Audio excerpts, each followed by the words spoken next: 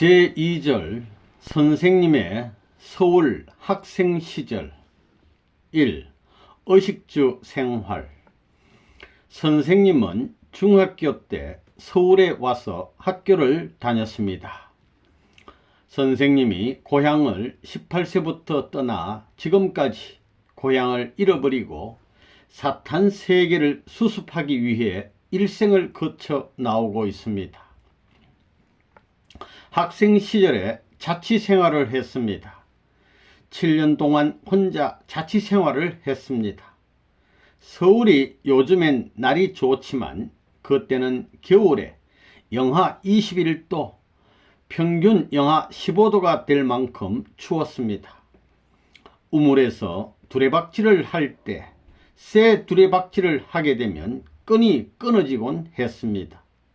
그런 때 찬방에서 사는 겁니다. 찬방에서 자취하면서 사는 것입니다. 중고등학교 시절에는 찬방에서 잠을 잤습니다. 그때 요를 찬방에 깔고 자다가 아침에 일어나면 그냥 그대로 판이 박힙니다. 이게 일주일을 지워도 안 지워집니다. 무늬가 돋는 판입니다. 추우니까 할 수 없이 전깃줄을 전원에 연결해 열을 4개에서 썼으나 다리가 탔습니다. 지금 선생님 다리를 보면 여기저기 흠이 있습니다. 다리를 볼 적마다 그때가 생각납니다. 그렇게 절약해서 학비를 못 내는 친구들을 도와주기도 했습니다. 어떤 때는 손수레를 끌기도 했습니다. 선생님은 중학교 시절에 점심을 안 먹었습니다. 밥이 없어서 안 먹은 것이 아니라 배고픈 사람의 사정을 알기 위해서였습니다. 평상시에 수양을 해 놔야 된다 생각해서 그랬다는 겁니다. 그때는 그저 먹고도 또 먹고 싶은 한창 때입니다. 그런 때 점심을 안 먹었으니 점심 때 밥을 그리워하는 마음이 복잡하더라 이겁니다.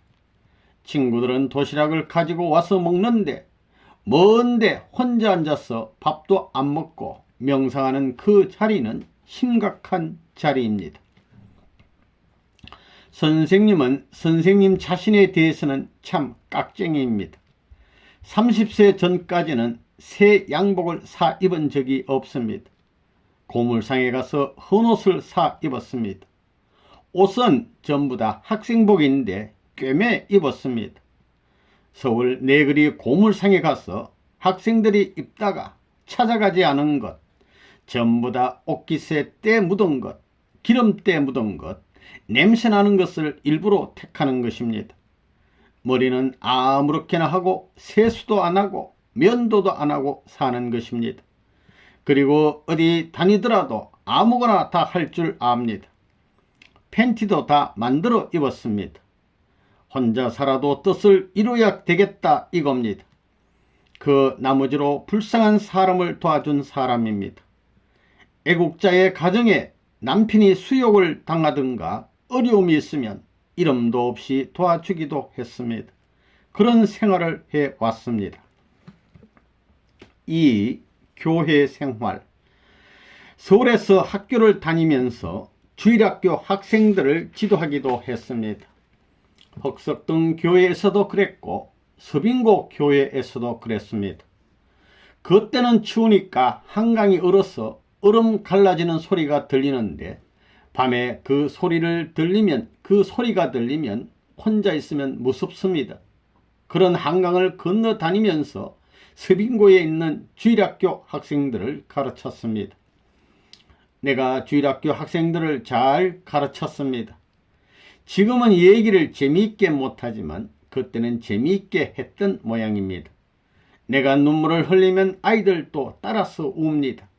매번 울고 야단하면서도 그렇게 해주지 않기를 바랄 텐데 따라다니면서 또 해달라는 겁니다. 그렇게 얘기해 주곤 했습니다. 선생님 학생 시절에는 주일학교 선생을 했는데 내가 이름난 주일학교 선생이었습니다. 아동 심리를 잘 알았습니다. 내가 경험해서 아는 것입니다. 내가 슬플 때는 제일 슬픈 장면을 엮어가는 겁니다. 책도 필요 없습니다. 얘기하면 장편 소설입니다. 감옥에 들어가도 매일같이 소설 얘기를 하는 겁니다. 그건 즉흥 장편입니다. 선생님은 어디 가서든지 하루에 10번, 100번을 설교하더라도 막히지 않습니다. 내가 선생님 아닙니까? 통일교회의 문 선생님이랍니다. 할아버지 앞에서도 문 선생이고 말입니다. 박사 앞에도 문 선생님이고 꼬마한테도 또 문 선생님입니다. 꼬마한테도 내가 잘합니다. 꼬마하고도 잘 놀고 할머니하고도 잘 놉니다. 또 바느질 하는 것도 잘합니다. 뜨개질도 못하는 게 없습니다. 내 옷을 내가 만들었습니다. 양말 같은 건 하루 저녁이면 한두 컬레, 서너 컬레를 짤 수 있는 능력이 있는 사람입니다. 3. 돈을 아껴 걸어 다니시다. 학생 때 선생님은 전차를 타고 다니지 못했습니다. 절대 안 타고 다녔습니다. 그때 전차비가 오전씩이었는데 반드시 걸어 다녔습니다. 그래가지고 왕복 10전을 모아 길가에서 적선해 달라고 하는 사람들에게 주었습니다. 그때는 거지들을 쭉 관찰하는 겁니다. 옛날 노량진 고개하고 화신백화점 옆 골목에는 거지들이 많았습니다. 갈 때 한번 쓱 보고 돌아올 때 다시 한번 봐서 그 중에서 나이 많은 사람과 젊은 사람을 가르는 것입니다. 거지들 가운데도 새파란 젊은 녀석들에게는 안 주고 불쌍한 사람에게 주는 겁니다. 봉사라든가 나이 많은 사람을 골라 적선하는 것입니다. 적선도 그렇게 해 주었습니다. 내가 학생 시절 때 여름에 흑석동에서 서울역까지 걸어 다니던 생각이 납니다. 친구들은 어디를 가더라도 전차를 타고 다녔지만 난 걸어 다녔습니다. 내 갈 길은 달라. 너는 이 길을 가서는 안 돼. 이랬습니다. 역전에 가면 적선을 구하는 그들 앞에 쌍수로 돈을 주면서 내가 지금 주는 것이 적지만 이 돈이 1000만 배로 불어 거지 같은 이 민족이 해방의 한날을 맞을 수 있게끔 해 주십시오 라고 기도하던 것이 생각납니다. 신음과 도탄 가운데 있는 슬픈 민족의 사정을 알고 그 민족의 순한 역사에 피땀을 흘린 자기의 일족을 알고 그런 자기 일가를 알고 그런 자기의 부모를 알아야 됩니다. 내가 일본에 갈 때 서울역에서 시모노 새끼까지 코트를 둘러쓰고 통곡을 하고 간 것이 몇 시간이었더냐. 지금도 잊혀지지 않습니다. 하나님, 떡 가운데서 당신이 갈 수 있는 발돋움에 갈 수 있는 꿰임돌을 놓기 위해서는 사랑의 정열에 불타는 심정이 녹아나서 흐르는 눈물 자국을 통해야 된다는 것을 내가 알아사오니 그런 길을 가게 해 주소서. 이런 기도를 했습니다. 높은 자리부터 찾아가지 않았습니다. 빈민굴로부터 인간의 말단 자리부터 더듬어 갔습니다. 생활고에 허덕이는 인간상을 다 알아야 된다 이겁니다. 어떤 분야든지 다 거쳤습니다. 노동도 해봤고 농사도 지어봤고 뱃사람 노릇도 해봤고 안 해본 것이 없습니다. 내 일생이 천추의 한과 당신의 서글픈 모든 것을 이 아들이 맞아가지고 다 해결하겠다고 6000년 역사 가운데 당신의 심정에 그 무슨 한이 남아있거든 이 자식 하나 때려놓고 1000만 대 때려놓고 풀 수 있는 그 마음을 가져달라고 하면서 그런 길을 찾아왔습니다. 4. 학습. 옛날에 선생님이 공부할 때에는 한 페이지를 읽고 눈물을 흘렸습니다. 이 한 페이지 한 페이지마다 민족의 운명을 좌우할 수 있는 비밀이 포함되어 있는 것이 아니냐 하면서 공부를 했습니다. 기도도 그런 식으로 하는 것입니다. 선생님은 다방면에 소질 있는 사람입니다. 그림도 잘 그립니다. 내가 12살 때 글방에 가서 새 글을 써준 사람입니다. 한다 하면 못하는 게 없습니다. 공부를 한다 할 때는 하루 저녁에 200페이지의 책을 외운 사람입니다. 지독하다면 지독한 사람입니다. 그렇기 때문에 내가 학술 분야로 나갔으면 벌써 누구 못지않게 됐을 것입니다. 누구 부럽지 않게 됐다 이겁니다. 그런 머리를 가졌습니다. 선생님은 전기공학을 한 사람인데 학교에 다닐 때 질문하면 교사들이 전부 곤란해 했습니다. 선생님 얼굴만 보면 저 녀석이 또 무슨 질문을 할까 이랬습니다. 자꾸 물어대니까 자기가 실력이 달렸던 겁니다. 그런 무엇이 있기 때문에 지금 이렇게 되어 세계를 주름 잡을 수 있는 기반을 닦은 것입니다. 오늘의 티타늄 공장도 그렇게 해서 있게 된 것입니다. 화공으로서의 최고의 자리에 가 있습니다. 그리고 세라믹에도 관심을 갖고 있습니다. 앞으로 모든 과학 문명의 재료와 소재에는 세라믹이 들어갑니다. 거기에서 첨단에 서야 된다는 것입니다. 5.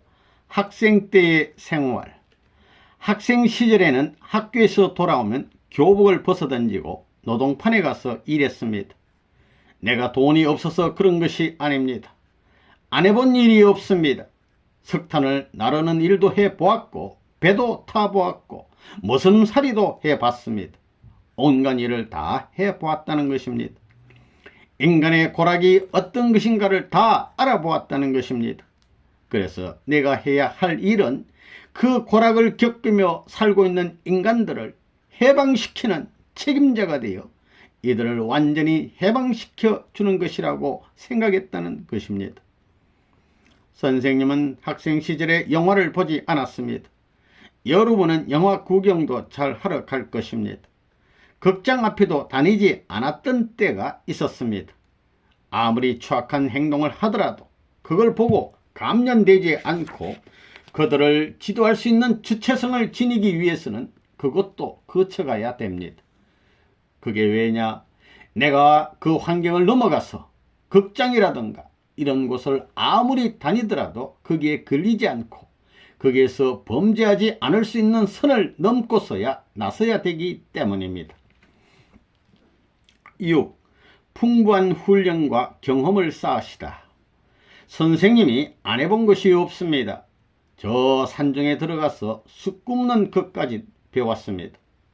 탄광에 동발을 매는 것도 전부 다 배웠습니다. 구를 못 파나 노동판에 가서 짐 지는 걸 못하나 다 잘합니다. 이놈의 자식아 해서 사흘도 안 되어 친구하는 겁니다. 이 자식아 뭐야 하고 부려먹지 내가 부림당하지 않는다 이겁니다. 노무자 합숙소에 가면 10장 작업반장도 한 방에 때려잡습니다. 이 자식아 큰소리 하지마 말 들어. 이놈의 자식들 같으니라고 너희들이 전부 다 학생들 돈 착취하고 안되겠다 해서 꼼짝 못하게 합니다. 그래 놓고는 구슬일 줄도 알아야 합니다. 그 사람들을 지도하자면 일방통행만 해서는 안 된다는 것입니다. 제낄 때는 제껴야 되고 후퇴할 때는 후퇴할 줄도 알아야 합니다. 그런 걸 전부 자유자재로 능수능란하게 할 수 있는 사람이 되기 위해서는 경험을 많이 쌓아야 됩니다. 내가 바느질도 잘합니다. 뜨개질도 잘하고 못하는 게 없습니다. 우리 누나들 시집갈 때 내가 다 뜨개질도 가르쳐주고 그랬습니다. 선생님은 손재주가 있습니다. 한 번만 보면 그대로 합니다. 문을 짜라고 해도 짤 수 있습니다. 내가 목수도 해봤습니다. 부산에 있을 때 미군 부대에서 목수 노릇을 했습니다. 목수질 하는 것을 옛날에 봤기 때문에 눈썰미가 있어서 잘 한다는 것입니다. 첫날 가서 전부 다 합니다. 건축 현장에 나가면 집 짓는 것이 어떻다는 것을 대본에 다 안다는 것입니다. 배워서 하는 게 아닙니다. 사리를 판단해 원칙을 따져서 하면 전부 통하게 돼 있습니다.